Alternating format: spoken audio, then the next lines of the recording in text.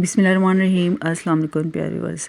मूंग की दाल को पकाने के लिए जो है ना, सबसे अहम काम जो होता है ना, वो ये है कि इसको आपने धोना बहुत अच्छे तरीके से है, क्योंकि इसके ऊपर जो है ना केमिकल पाउडर लगा होता है, तो जिसकी वजह से ना वो जो हमारी सेहत के लिए बिल्कुल भी ठीक नहीं है। तो इसको हमने भिगोना है ना, जब उस वक्त भी मसल के अच्छी तरह से धोना है, और जब ये फूल जाए उसके बाद भी इसको अच्छी तरह से मसल के धोना है, क्योंकि इससे जो है ना सालन का टेस्ट है जो वो बहुत अच्छा आता है। ठीक है, और अगर हम इसको अच्छी तरह से नहीं धोएंगे तो फ्लेवर अच्छा बिल्कुल भी नहीं आएगा, इसलिए इसको धोना बहुत जो है ना अच्छे तरीके से है।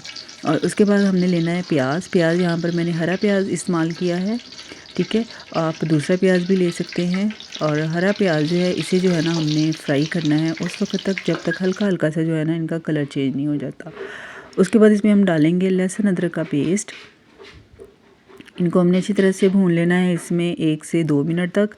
ठीक है, इसका भी जब कलर हल्का सा चेंज हो जाएगा तो उस वक्त जो है ना हमने इसमें डालने हैं हरी मिर्चें और टमाटर जो हैं ये 2 बड़े साइज़ के लिए हैं मैंने, और हरी मिर्चें जो हैं ये 6 से 7 हरी मिर्चें हैं। ठीक है, इनको भी हमने सॉफ्ट होने तक अच्छी तरह से पका लेना है। इसके ऊपर आप ढक्कन दे देंगे ना तो जो टमाटर हैं वो बहुत जल्दी जो है सॉफ्ट हो जाएंगे। ये देखिए जी, बिल्कुल सॉफ्ट हो चुके हैं। इनको आप प्रेस कर लें, इनको मैश कर लें इस तरीके से। उसके बाद इसमें मसाले डालेंगे, सारे घर के मसाले हैं। पिसी हुई लाल मिर्च पाउडर है, कुटी हुई मिर्च है, पिसा हुआ धनिया है, और हल्दी है, और नमक। ये सब कुछ इसमें डालेंगे। और आगे चल के इसमें एक और चीज़ हम डालेंगे जिससे जो है ना दाल का फ्लेवर है बहुत अच्छा आएगा। उसके बाद इसमें थोड़ा सा पानी डाल के ना तो इसको अच्छी तरह से खुश्क होने तक जो है ना इसको भून लेंगे। जब बिल्कुल पानी खुश्क हो जाए और मसाला बिल्कुल भुन जाए उस वक्त हमने यहाँ पर डालनी है इसमें मूंग की दाल।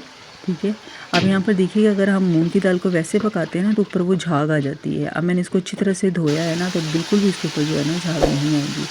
और ये देखिए जी, अच्छी तरह से इसमें हमने भून लिया है। उसके बाद थोड़ा सा इसमें ज़ीरा डाला है, और अच्छी तरह से मिक्स करके इसके अंदर मैंने 1 गिलास जो है ना पानी का डाला है।